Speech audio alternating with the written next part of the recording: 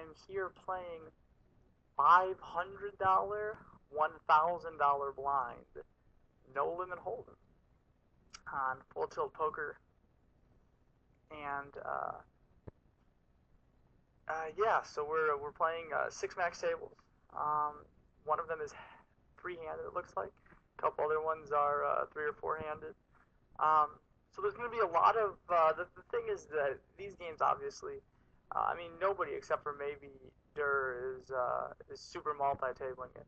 So a lot of these games are going to be people playing, only less than six tables or whatever, and paying attention to what the fuck is going on in individual hands and whatnot. So it's going to be important that we are just constantly thinking about how many handed it is, what our hand is, how our hand is versus other people's range. There is absolutely no autopiloting in games like this. Alright, I'll run down the list of players as we sort of get into a pot with them. Bottom right, I get ace, queen of diamonds. As soon as I started this video capture, just kind of a random sample from the middle of my session. I get ace, queen of diamonds, and the button opener is Oh My God, Clay Aiken. Don't know a lot about Oh My God, Clay Aiken's game. I think that he's generally one of the bigger winners, though, in this game. So I just assume that he's going to play really well, and he'll probably be the second best player in almost all these games. So, and he's usually the best. So I am going to 3-bet him with ace, queen of diamonds, and my reason for 3-betting him is because I think that he calls with worse aces, calls with worse queens, calls with worse diamond draws, and so it's strictly for value. If I were to get 4-bet, it is likely that I would go all in, thinking that he can have airs sometimes, or pocket pairs for value that I'm doing okay with a shove against. So it's nothing is really definite, though, so he didn't 3-bet me, so I didn't have to worry about it, and I just took it down pre-flop. In the top right, if you notice, I'm auto-folding a7 offsuit. It's probably what I would consider to be not good, just instantly folding it and not thinking about it. But at the same time, I'm definitely not going to be opening my small blind light versus, oh my god, Clay Aiken's big blind. Clay Aiken is, again, like I said, a good player and probably distinctly the second best player in these games. So I'm definitely not going to fuck with him too much. He's going to 3-bet me a lot in position, I assume. Just assume that good players will do that. And he's going to call me a lot and float me and do all kinds of annoying ass shit that he can do in position. So I take the auto fold off. And I do open queen 10 though on the bottom right, which is probably what I would consider maybe like not the bottom of my range, but it's definitely one of the weaker hands that I'm going to be opening there. So the flop comes king, king, 5 rainbow, and he's calling with a relatively wide range. I know when I'm in the big blind there, I always say, fuck this faggot in the small blind. He's almost for sure opening too light, and so I'm going to call, I'm going to float him, I'm going to bluff raise him, I'm going to 3-bet him light, I am going to make his life a living hell. So for that reason, I am not going to be, opening too light or c-betting too light, but I do c-bet a really dry board here. I can have a lot of kings in my opening range, and I'm going to have a decent amount of pretty good double barrel cards. Now, the turn, he tanks for a while and calls. At this point, I assume his range is some percentage floats and some percentage floats, but a lot of those floats have at least some showdown value. Ace high isn't really a float here; it's a value call. You can have all ace X's, I would assume.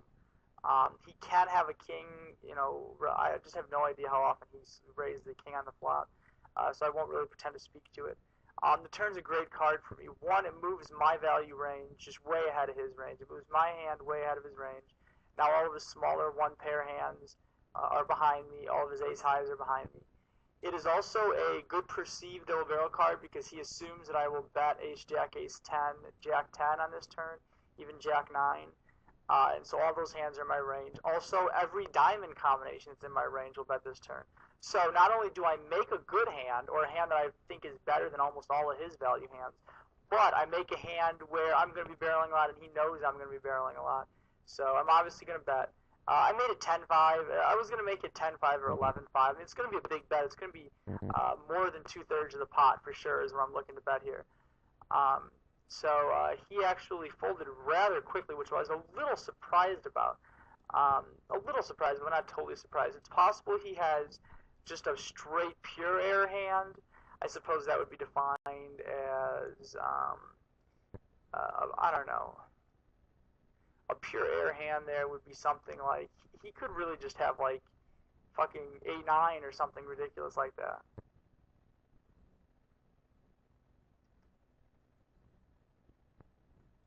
So in the bottom right, kind of an interesting hand. Not super interesting, but I elect to check back the flop on King 10-5. I'm not positive, but I may have seen Martinez check call with the draw previously. If I had seen him check call with the draw, I think that betting is most likely best. But I'm just a little unsure. So on one hand, I'm checking the flop to give up, sort of. On the other hand, I'm checking the flop for pot control because I think I want to get to showdown. It's kind of a combination of both.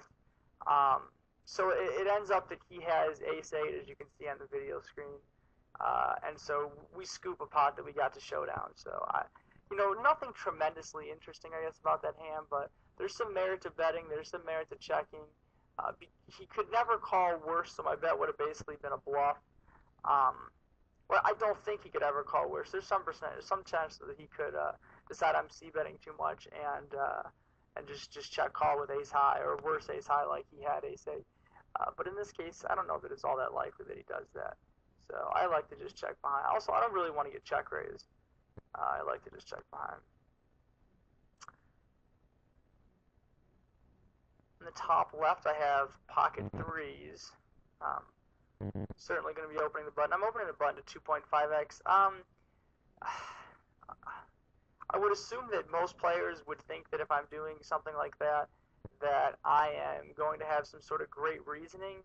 But the fact is that I don't have an amazing reason for it. Nothing different from what I've said before in my mid-stakes videos. I think min-raising is a little too small, and I think 3xing is a little too big. So I think that min-raising allows them to play with sort of the range that I want them to have. I check back threes here on the top left, I think. At least I hope, yeah, I do. I'll get to showdown a decent amount of times, and sometimes when the turn is something uncoordinated, I'm going to be able to call a bet and then check down the river. The turn is something that really makes stuff coordinated, so I'm just going to insta-fold it. Even if Tom has something like Queen 9 or something for just overs and a straight draw, I'm just really not doing well versus that range. Bottom left, I continuation bet 5-5-2. The reason I continuation bet it was because I assume that he just has a lot of unpaired middling cards when I only open to 2.5x. And I guess at this time, although again, this is like the middle splice of a session, so there's a lot of shit going on. I don't precisely remember what was going on at the time. But at the time, I must not have thought he was going to check raise bluff me too much there. And he didn't, so I won the pot with a continuation bet. So on the top right, I opened the small blind with ace-9, and I flop 3 of a kind. I'm going to bet here, I assume. I bet about 3,500. I think the 3,500 will allow him to float with king and queen highs. Also never allow him to fold like a wheel draw, which I want him to do. The differences between 3,500 and 4,500, I want you to know, are extremely minimal, like unbelievably minimal. All bet sizes, when it's greater than half the pot and less than like 3/4 the pot, there's not going to be a huge, ginormous difference. The turn bet size, again, continues to be a little bit on this, not really small, but